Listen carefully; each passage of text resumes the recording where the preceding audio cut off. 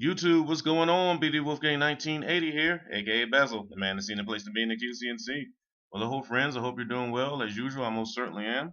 Let's get down to the last episode of Lucha Underground Season 1, Part 2 of Ultima Lucha. The show starts off with a video recap of the entire first season. From there, we get our first match in this Part 2 here. It was Johnny Mundo versus Alberto El Patron. Decent match here. The Luchadors definitely were going for broke on some of the spots there. We got some nice Irish whips into the rails, also into the announcers table. We had a good old classic ref bump, which set up the finish. Alberto ended up Alberto ended up putting Mundo into the cross armbar over the ropes. But as he was doing that, a woman runs up and attacks him, and it ends up being Melina Perez. You know, you remember Melina from WWE. Some of you, I'm sure you do. She had a successful run WWE. I want to say she was a former Divas champion. Well, actually, it might have been the women's championship back in those days. But from there, we got the Fin del Mundo, your 1, 2, 3. Johnny Mundo wins the match. He celebrates by kissing Melina in the middle of the ring, but Alberto, you know him, he's not one to be shown up here, so he ends up interrupting him. Attacks Mundo, throws him through a window, leaving him a complete bloody mess. From there, Melina, trying to stay true to her man and protect him, or at least protect his honor, she slaps El Patron. But from there, El Patron bends her over his knee and gives her a good old spanking. Decent match. Well, yeah, it was a good match. Good amount of time too. They had time to work, so I always enjoyed that. From there, we've got a video package of what I like to call the rise of Pentagon Jr., because that's what's been going on here. Talk about building a star. But you already know how we feel about him on this channel.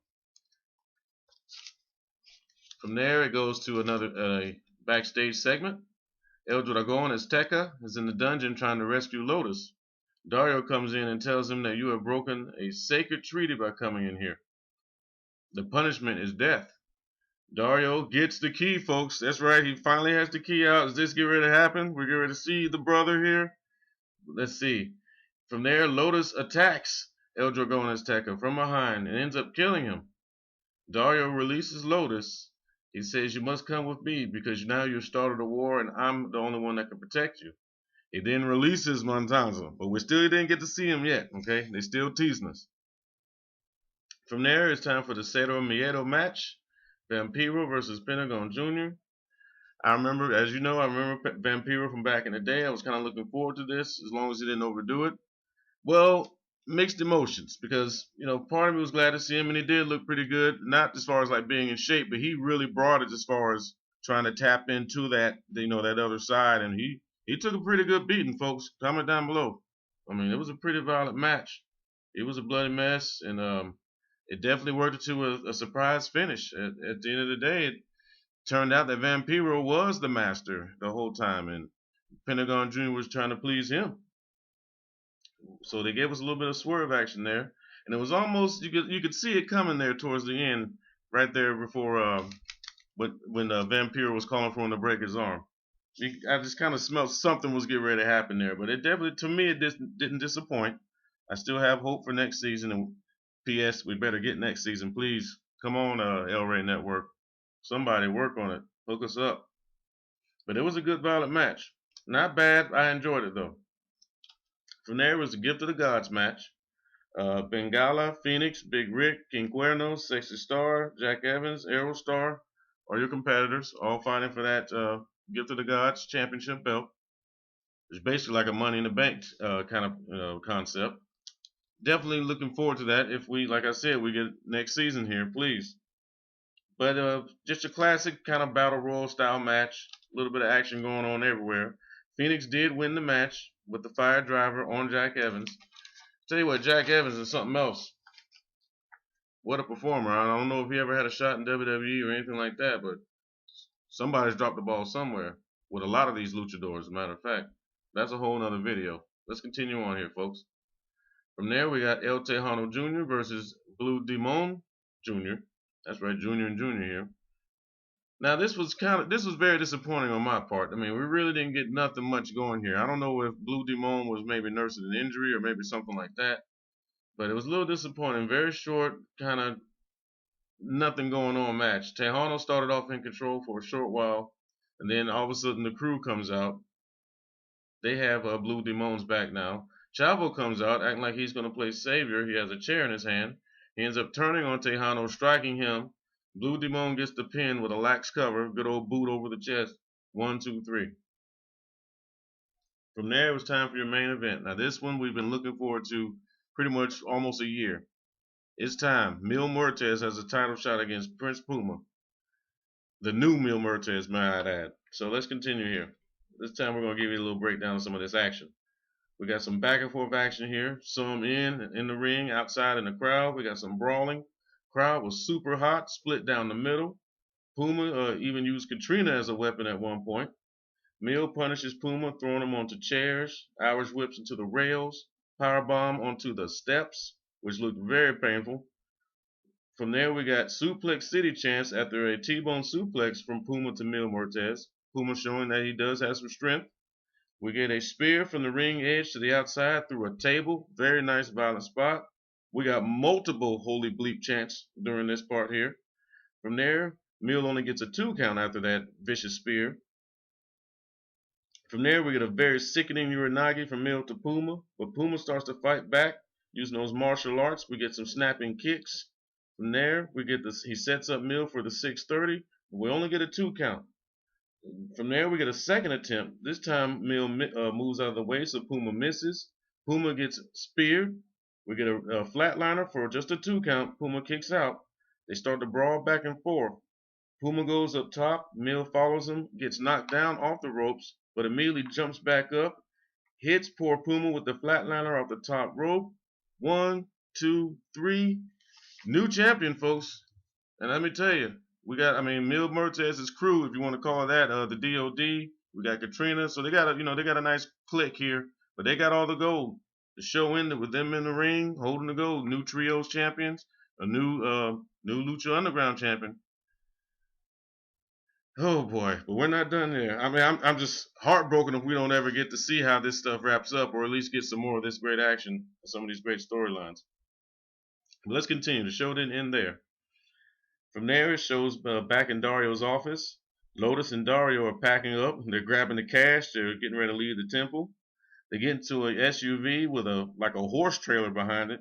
And in there, we see a mask, a luchador mask peeking out. Obviously, this is the most we're going to see him on Tanza. Just a little tease of it, but he leaves with them in the trailer. From there, they show Phoenix and like a vintage Firebird. He drives off. Marty the Moth is in like a boiler room type deal. We got some Batman Joker, asylum type deal with poor sexy Star tied up. He's just in there acting a fool, having a mental breakdown. She's screaming no. From there it shows Son of Havoc and Helico and Ivelisse. They ride off on motorcycles. They say that they're going to get those belts back. From there it shows Drago and Aerostar. They shake hands. Drago flies off in a poof of flames, and Aerostar literally takes off like a rocket ship. From there, Pentagon and Vampiro. Pentagon asks him, Master, where do we go from here? Vampiro says, we're going to go to a dark place. From there, it shows the student. Now, correct me if I'm wrong, I don't remember his name, but it shows the student of El Dragón Azteca, the one that wore the, I think he had like a green mask. Shows him spray painting a question mark over the Lucha Underground symbol that's on top of the Lucha Underground billboard on top of the temple. From there, it shows Dario kind of just coming towards the screen, almost like three-dimensional, and then the show fades to black. It says to be continued. Folks, I sure hope this isn't the last time we talk about this.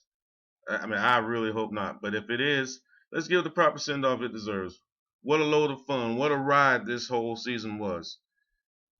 It taught an old dog some new tricks, at least as far as I'm concerned. I learned so many new luchadors and wrestlers, divas, whatever you want to call them, and just got reopened and have my fires ignited when it comes to my love for Lucha Libre wrestling. And it's been so nice to talk to all of you, and you guys educate me with some of who these people are behind the scenes and things like that, where they come from.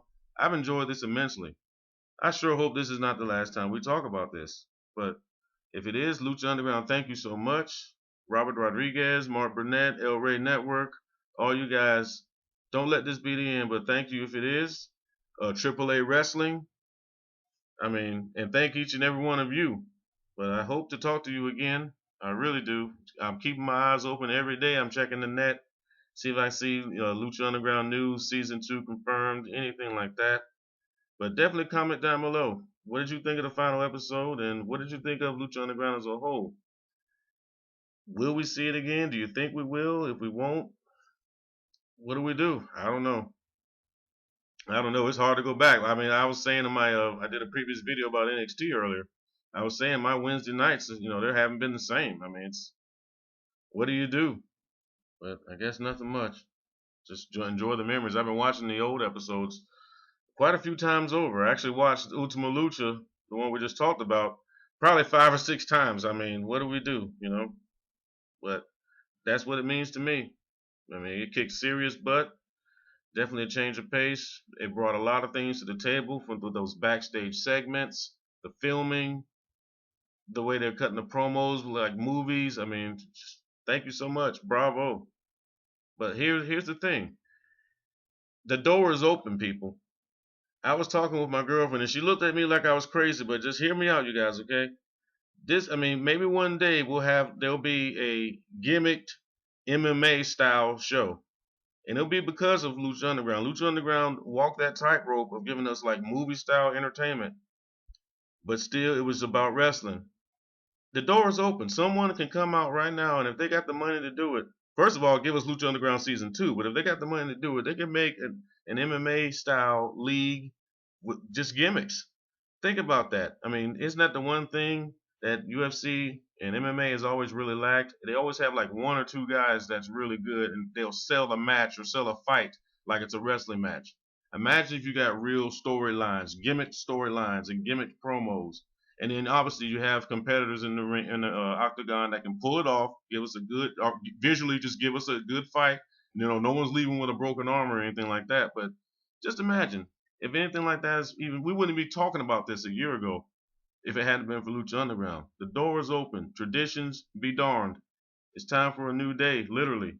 So thank you, Lucha Underground, for just expanding our minds in that regard. Thank you so much. And thank each and every one of you. I better wrap this up. But videos are going to keep coming. We'll keep our ear to the ground. Till we meet again, my friends. Share, like, subscribe. Give the video a thumbs up. I really appreciate it. And definitely comment down there. I want to hear what you got to say. Give me your thoughts on the on you. You don't even have to talk about this episode. Just give me your thoughts on Lucha Underground as a whole. But till we meet again, be good to one another. Be good to yourself. Be true to yourself. And I will see you later, my friends. Bezell out. Peace, everyone.